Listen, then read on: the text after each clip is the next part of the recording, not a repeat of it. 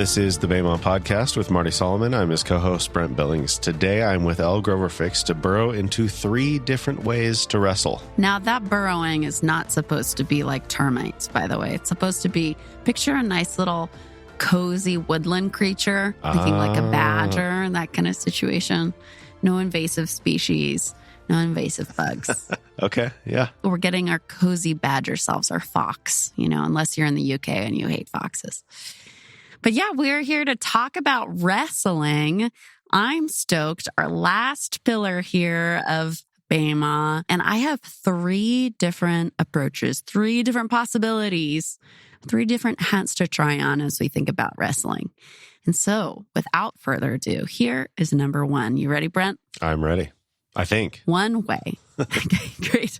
I also think I'm going before the other guys or after Marty. Is that the case? Well, yeah. Marty's got his solo episode that will be out already, and then your episode, and then Reed with Marty will follow. Reed with Marty. Okay, so I'm not totally on fresh snow here. There is a path. I'll probably be trotting along after Marty, our executive producer. But I feel confident. We're moving over snow that just has the lightest of tracks on it.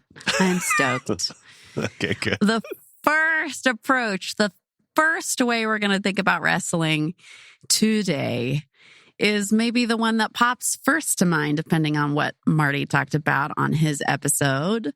It's wrestling as a way to continue to pursue more goodness out of a certain text, out of suck more marrow out of a particular passage. So Marty recently reminded us of the 70 or 72, wink, facets of the gemstone, the 70 different ways that we can approach a text. Yeah. The reason that that's so helpful is because we have a long life, Lord willing, ahead of us, and only a certain number of stories in this Bible that we hope to spend our lives walking through, right? And especially if you're at a liturgical church that follows the lectionary, you're going to be hitting the same stories every 5 years, sometimes more than that if that's a particular holiday thing.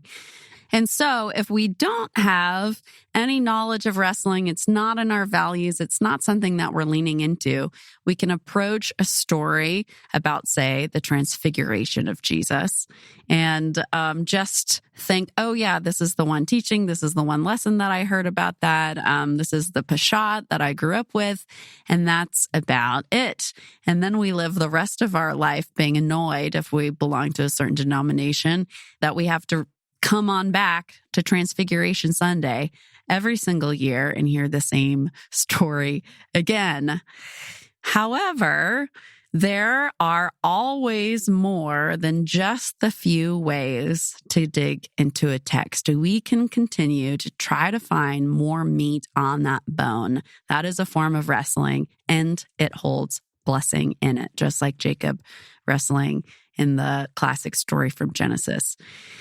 The Talmud models this really well for us, right? Even when we talk about the Jewish teaching or whatever, that's always just one out of a bajillion that is recorded for us in places like Sepharia. But I just want to take a moment here to look at the Transfiguration story as a little parable, a little illustration. What is the tea fig, as I like to call it? You're welcome. What is the tea fig all about? Gotta love a good Elle slang term. Patented here. So I had to Google, actually. I've had in my brain for so long that Jesus is the enfleshed version of the law, which is represented by Moses at the Transfiguration and the prophets being Eliyahu or Elijah. Marty taught that to me 15 years ago now. And so it was hard for me to be like, what is the standard take? I had to Google it. I had to look at the blogs. Apparently, it's about the Trinity. Jesus is the beloved Son. Congratulations to us. And what, Moses is the Father and Elijah is the Spirit? I know. I've got problems too. Well, I don't know. That kind of, that's, okay. You might be onto something. All right. There's goodness in that you just pulled out that feels new and fresh. There's a lot that still leaves on the table, though, right? Why is he glowing? Sure. Why are his clothes like lightning? Why is it so many days after? But it's one approach, and it's the one that we might encounter in our churches the most often. Jesus is God's son, and that's why this story is here. Okay. I love that you just modeled how we can dig into that more, Brent. But there are more takes even beyond those top two. We can also look at it as Jesus in the tea fig story is our bridge between death and undeath, because Moses, of course, died famously on the mountain before he got to the promised land, versus Elijah doesn't seem to die. He goes straight up in the fiery chariot. And so Jesus is our bridge between those. You can go number 4, Jesus is our access to the Holy of Holies. Why is he glowing? Moses glows when he's seen God face to face, but he has to wear a veil because the people are frightened. But Jesus, of course, is God face to face, and he doesn't have to veil anymore. He's our access to the presence of God.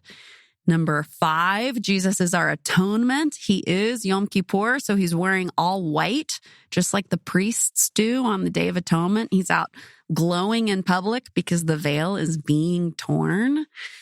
Number 6, tapping a little into the epistle to the Hebrews, Jesus is better than the angels. And you can also rope into this one, he is our bread.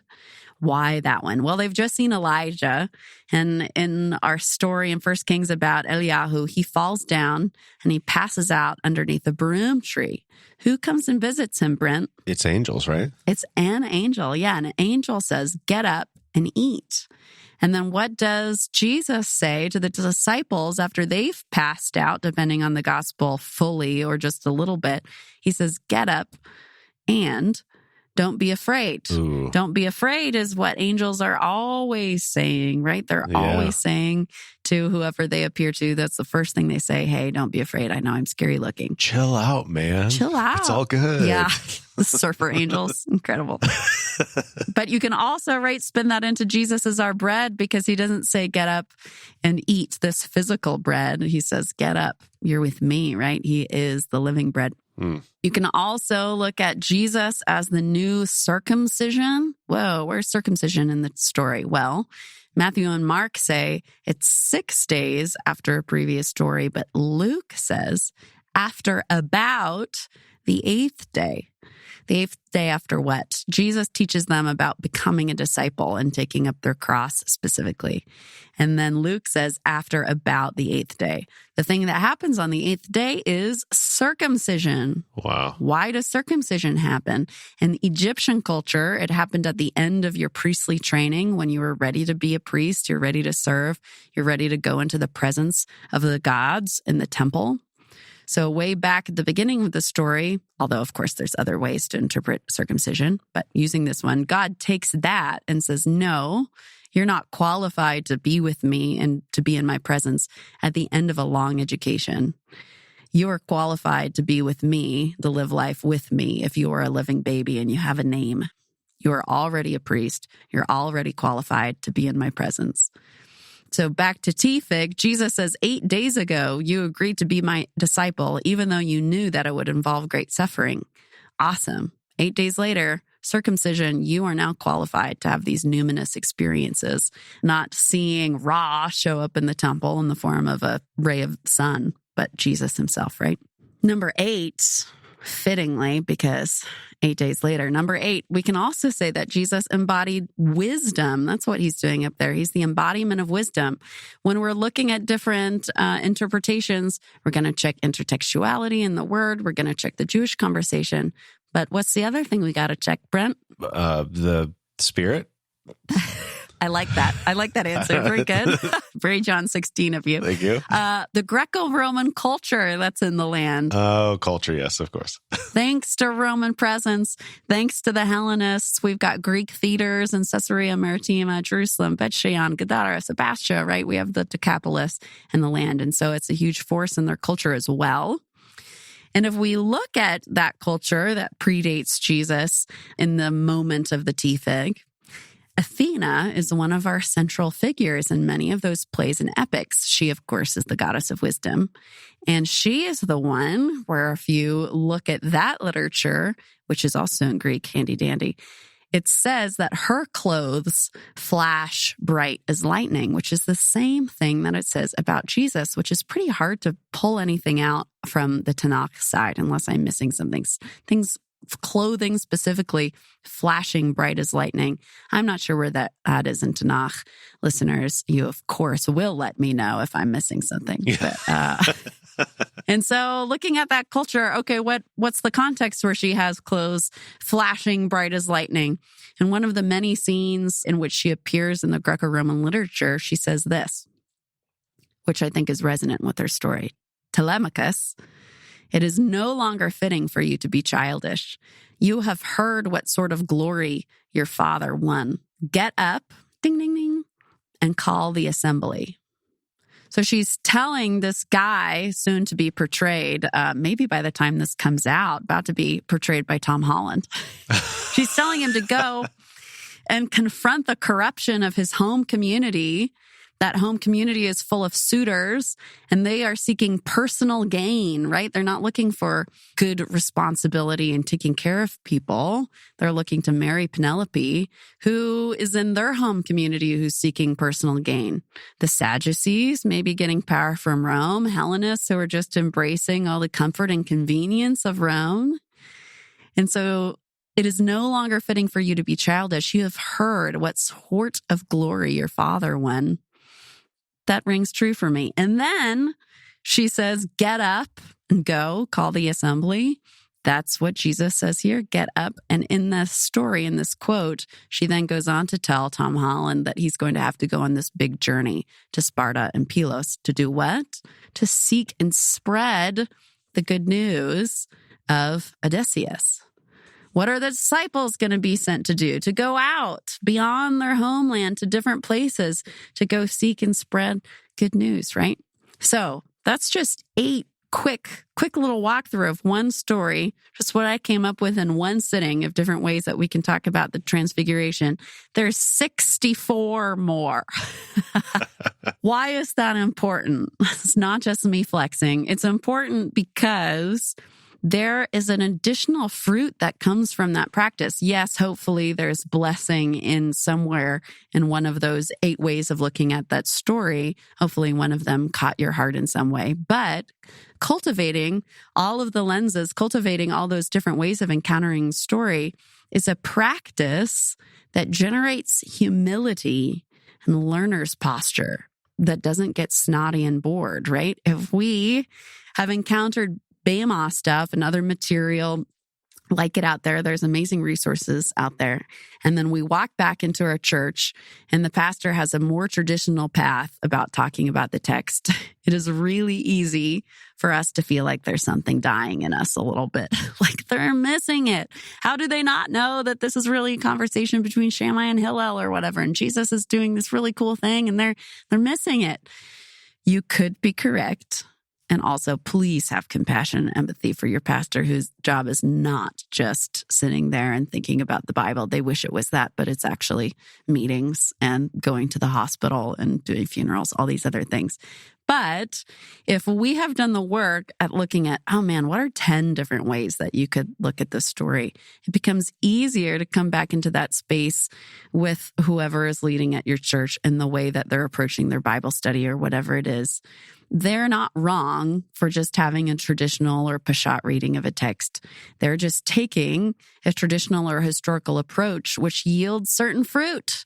And that's good too. And it's not that there is one right answer and one wrong answer, and that preacher is just doing the wrong answer, right? We're all finding all different goodness that's in a text, and other hermeneutics yield different fruit, and that's good. But we can stay humble and stay curious and wrestle with the text, and that keeps us humble and joyful in all sorts of spaces and contexts. I totally agree. It is very easy to go through something like Bema and then have that perspective on a sermon.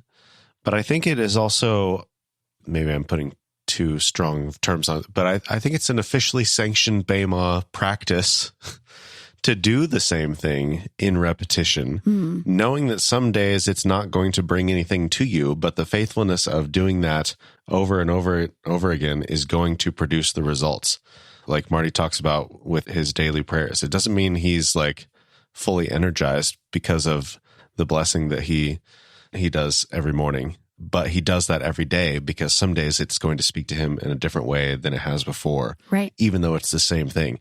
And so going over the same lens of looking at a particular passage doesn't mean that you can't yield any fruit from it. Right. You're creating a space, as Marty likes to say. If we are on the same drive to the grocery store, it's probably going to be the same route most days.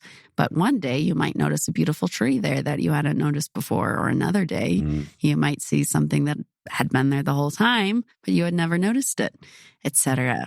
So wrestling with the text, that's the number one way that I think about wrestling, that hopefully we can all gain joy, but also humility through engaging it. The number two way that I like to think about wrestling is related, but instead of focusing on the text, it focuses on wrestling with our community and tradition. What does that mean, Elle? Just fighting with people, being like, well, we're going to wrestle our way to the truth. No.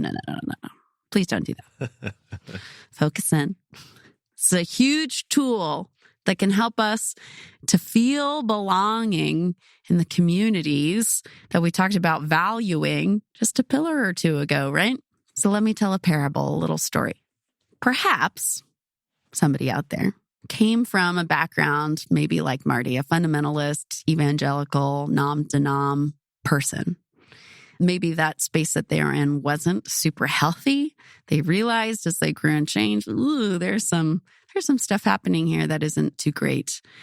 They leave. Maybe they found Bema along the way, maybe something else, deconstructing, reconstructing, whatever.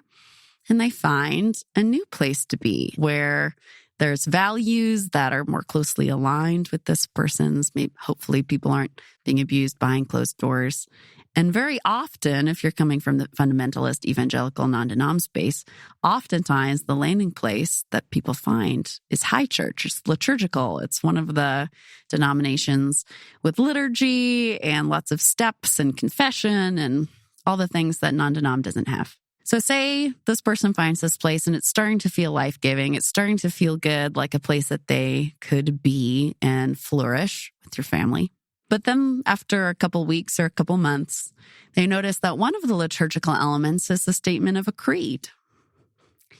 And maybe there's something in that creed. First off, maybe the creed itself is kind of annoying. Like, why do we have to sign off on all these doctrines? Like, write our names in blood in it every single week. I know, I get it. But maybe even beyond that, maybe there's something in the creed that doesn't sit awesome with this person.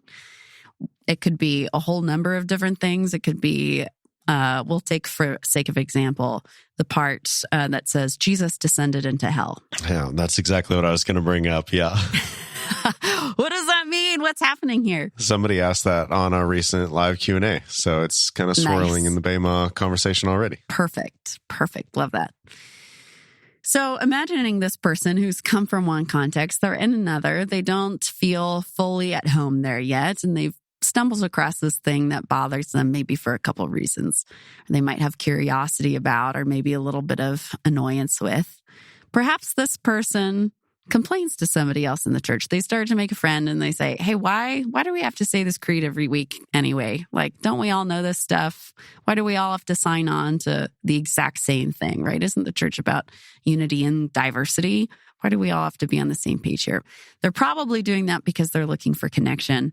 They're looking to not feel so alone. They're looking for a cohort. Maybe they're looking for stability. That's usually why people are complaining, right? One of those things. And maybe the person says like, oh yeah, I've never thought about that. That is a weird line, huh? But maybe they don't care at all. And they say, I don't know. Why are you worried about it? It's just one line. It's just 3 seconds. Stop stressing. Mm-hmm. Maybe somebody actually gets pretty defensive and says, hey, look, you're new here. We've been saying this for 2,000 years nearly by now. So maybe you can sit down and listen and learn before you start criticizing.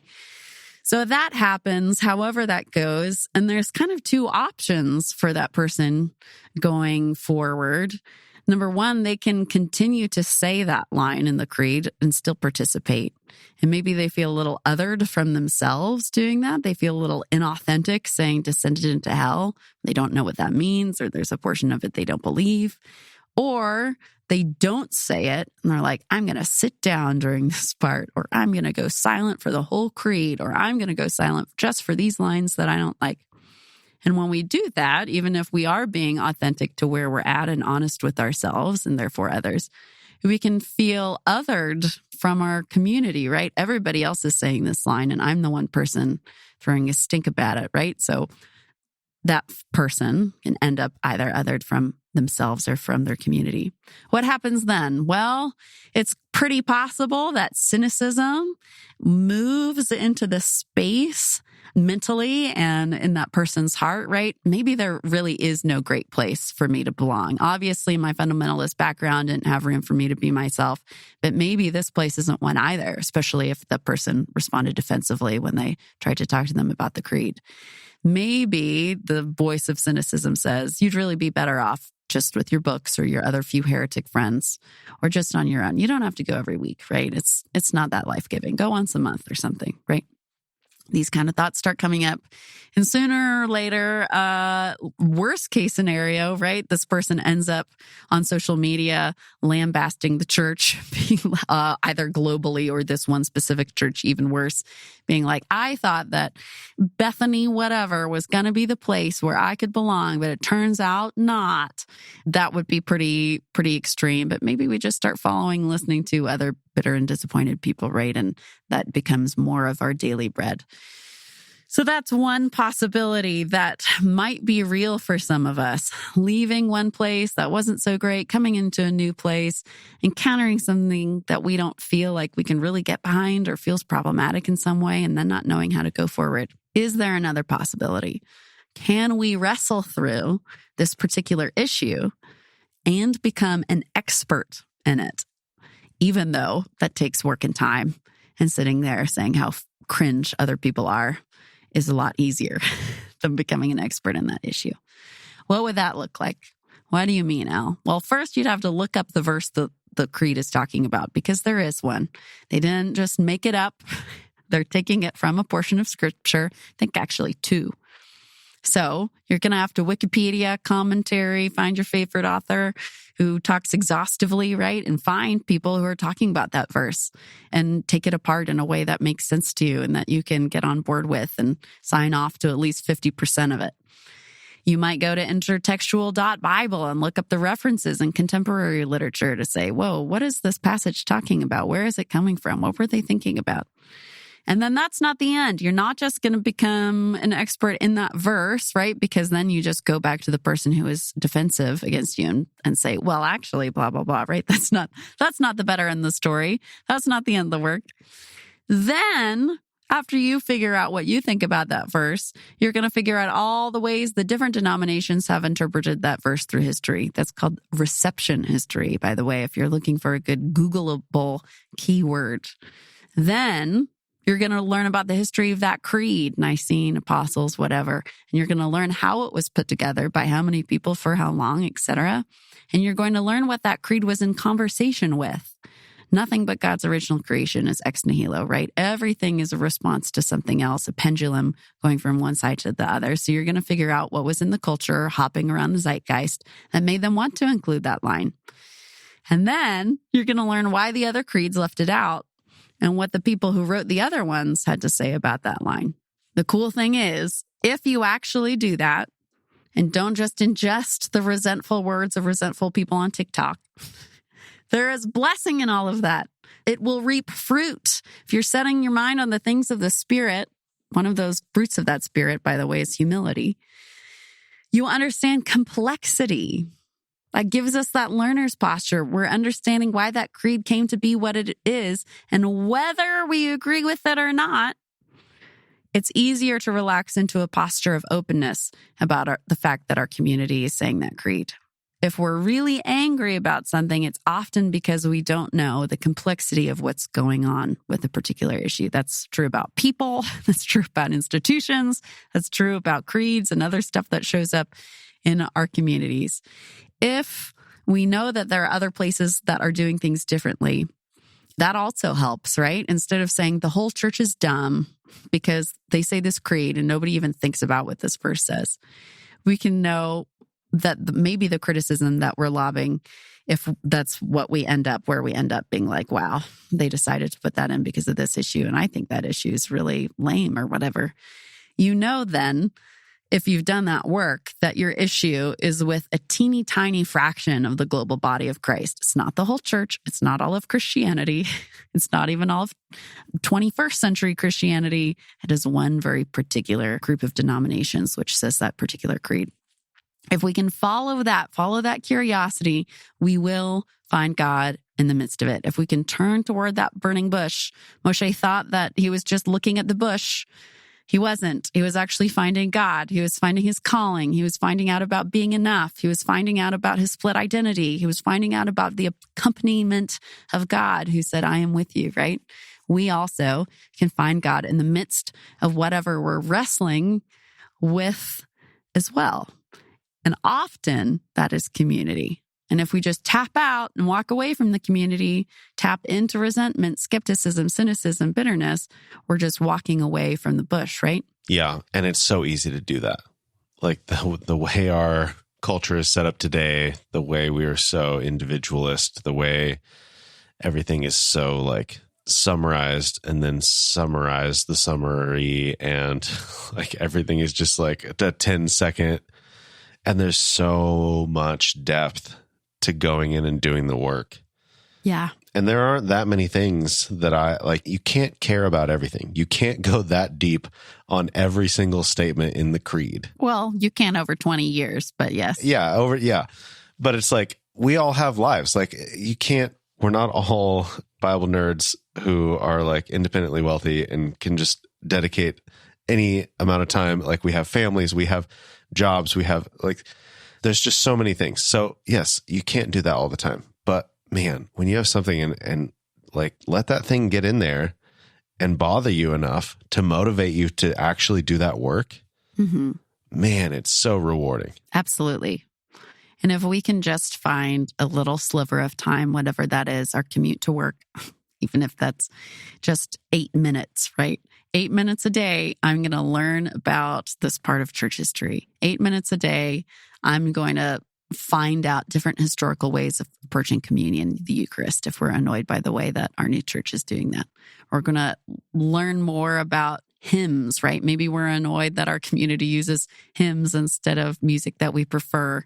Great, learn about that particular hymn, learn about the hymn writer. There's all these angles that we can take, and there's goodness in it, and we end up encountering God along the way. It's not the end of the story, just like learning more and having more facts and feeling better because of the facts. When Paul was on the road to Damascus, he thought he was wrestling with his community, right? Jews who were worshiping Jesus, i.e. a false god in Paul's mind or Shaul's mind. But then when Jesus shows up and blinds him on the road, he says, not, hey, you need to stop doing what you're doing because the other people are actually right and you're actually wrong. What he says to Shaul is, why are you hunting me? He doesn't say, why are you hunting these other people? You're hunting me. So may we, even as we have all of our feelings about whatever community we're in and we're burrowing down like badgers and foxes and trying to find some treasure in that dirt, know that we're really hunting after God, not just trying to prove that we're right about something. So 1, wrestle with the text. 2, wrestle with our traditions or our community. 3, I'm going to invite us to wrestle not just with text and community, but with the Lord. Walking by the Spirit is really just another term for wrestling. We're seeking the face of God. We're pursuing life alongside his presence. If we're doing all of that, and it's not just in his name, right? If we're actually seeking God's presence in our spiritual disciplines, in our daily walk, that's a wrestling. I don't know about you. Sometimes I wake up in the morning and I don't feel super grateful. I don't feel super jazzed at 5:15 about time to go pursue the Lord. So I got to wrestle through that first, right? Before I even get to my spot where I'm doing my spiritual disciplines. That's a whole wrestling. But then once I'm there, crack into whatever text I'm writing out that day, whatever blessing I'm putting down, I probably won't immediately feel the Spirit there, right? That would be awesome if as soon as I open my Bible app, I'm like, whoo, God's in this place. That'd be great. But most mornings, it's earnestly I seek you, right? I thirst for you like a deer in a dry land. That's wrestling with God, saying, hey, I want to experience you. I want to encounter you. I want to hear from you. Please show up. That's wrestling. Can also be wrestling on a bigger stage, right, than just the stage of our spiritual practice. Reed shared the story at CCF recently-ish. I know I'm quoting Reed a lot. It's good. You're welcome, everybody. He can quote Buechner. I'll just quote him. There you go. It's great. Yeah. So he shared his own story at CCF about how he had heard something from God on a car ride, and he quit his job, and he spent 3 months wrestling with the thing that he heard from God. And then, spoiler alert, I'm so sorry because it really deserves the whole breadth of his storytelling. He heard the rest of the sentence from God on his personal retreat day. That's its own kind of wrestling, right? I'm curious about whether it'll come up. I'm so sorry if I spoiled Reed's episode. Hopefully I didn't. I don't know.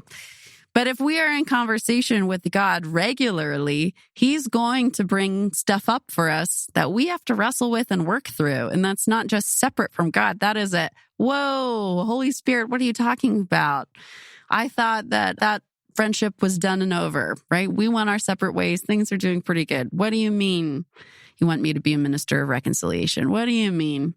Surely it's fine. Surely there's more for the Spirit if I don't chase after that person, right? I can find principles that make me feel good about that. But yet, often, God brings something up, either from the text or otherwise, if we, depending on the tradition we walk in, there's stuff to wrestle with too. And if we just pour ourselves into our own projects, right, based on what we're irritated by with our community, or just based on a text like the Transfiguration that we want to pull more juice out of, then we'll miss this. We might miss this part of our relationship with God. What is God actually saying?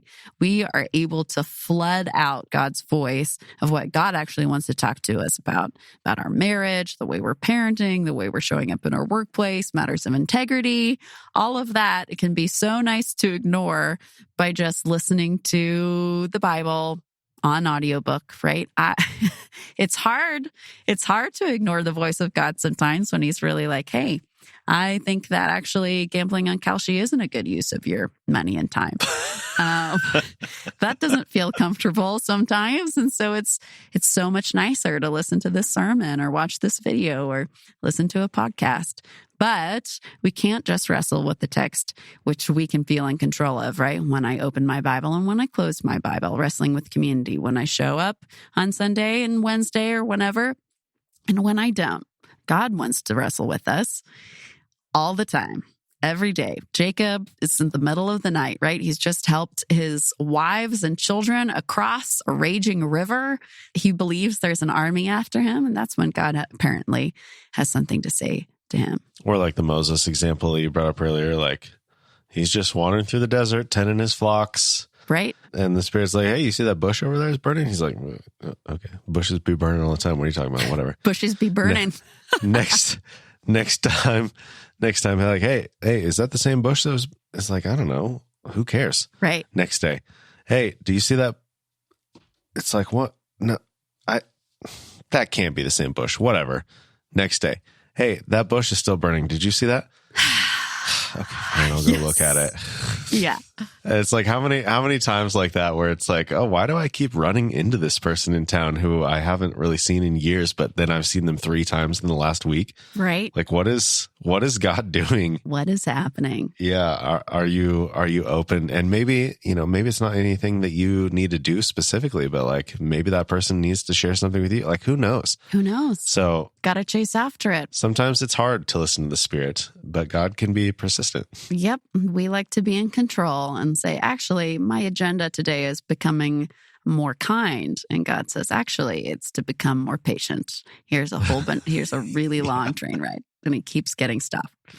Whatever it might be. Your plane got delayed again. Do you have self-control? Do you have forbearance? Let's find out. Absolutely. For some of us, we're okay with the idea of wrestling God, but it's easiest for us to imagine that in the context of big questions, contemplating the big things of life, like thinking about his job and career, or you've talked about your dreams and marriage, right? That makes sense for a lot of people to be like, yeah, God would show up when telling you who to marry, or God would show up and talking to you about your purpose in life and what you're supposed to do with your one precious and wild life, wild and precious. However, Jesus describes himself as what kind of bread, Brent? Pumpernickel. Just kidding. Warm, fluffy bread. French bread. What kind of bread? Mm-hmm. Bread of life. There bread we go. Bread of life. Is that what you're looking for? That is. Okay. How often are we looking to eat that thing according to the Lord's Prayer? Daily bread. Daily bread. We live in a land of privilege. You and I, Brent, we get to go to Costco, or at least I get to go to Costco. I don't know where you go.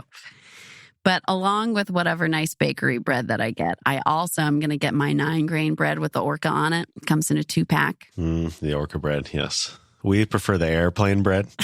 Same brand, just with the airplane on it. That makes sense with your 2 boys and also your whole personality and obsession. And hobby, I'll say. That's nicer. Hobby. It comes in a 2-pack. My family always manages to eat it before it gets moldy. We have 3 kids, so there's a lot of peanut butter and jelly happening, a lot of sandwiches, sure, a lot of cream cheese. But it still takes us a while to get through those.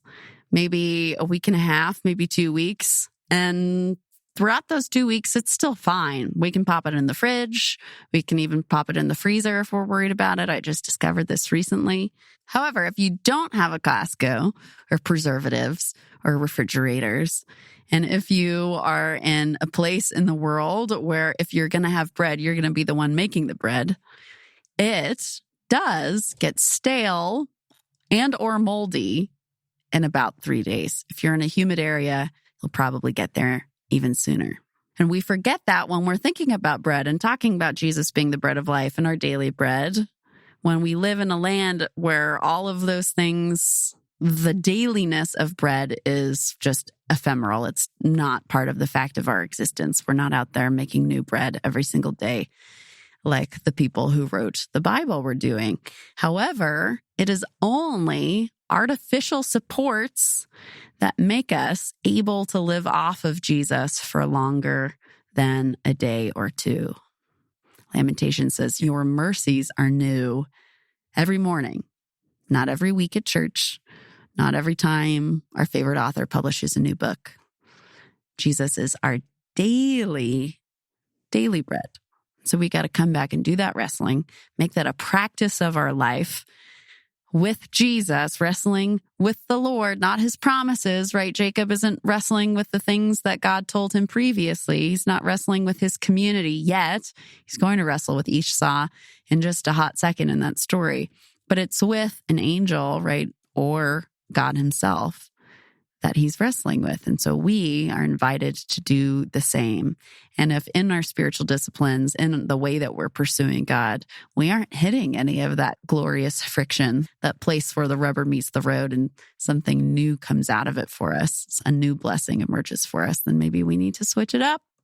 Maybe we need to do things a little bit different. Find something that is life-giving where we do encounter God. Yeah, I'm aware from traveling in Europe and seeing some of the smaller towns and the markets and stuff, there's definitely a culture of like you just go to the store every morning and get the food that you need for that day. Yeah. And I feel like I've seen a few people in the States who have that same philosophy, and maybe they come from a culture where that's more of a thing, but like maybe you have somebody in your community who approaches things in that way, and it's like, okay, how do you think about food?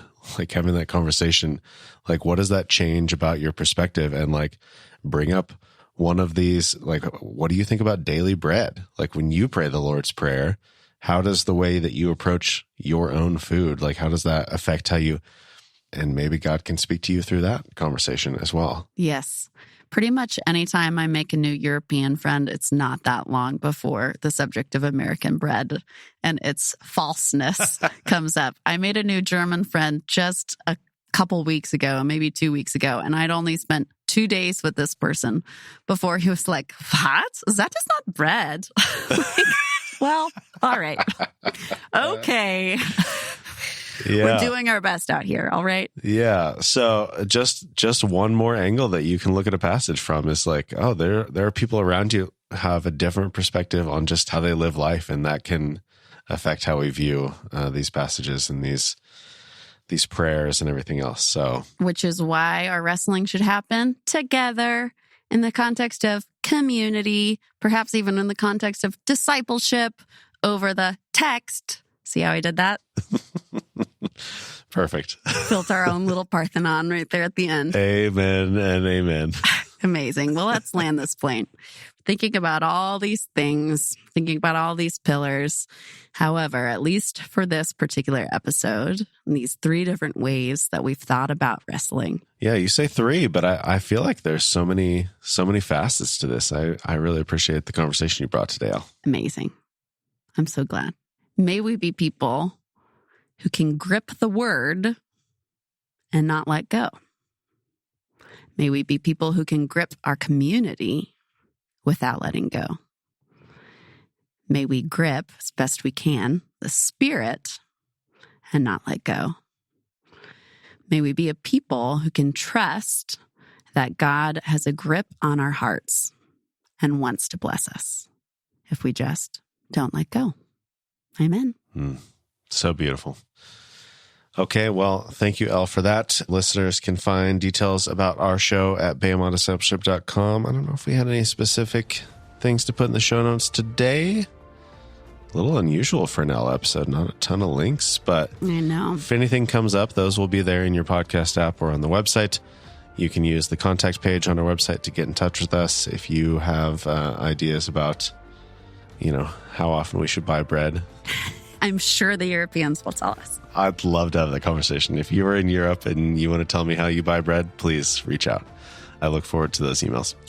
But yeah, everything that we do is made possible by listeners like you who support our work. So we thank you for that. We thank you for the daily bread provision of people who... See what you did there. Yeah, of people who contribute to our work. We are thankful every single day for that. So thank you for that, and thank you for joining us on the Bema podcast today. We'll talk to you again soon.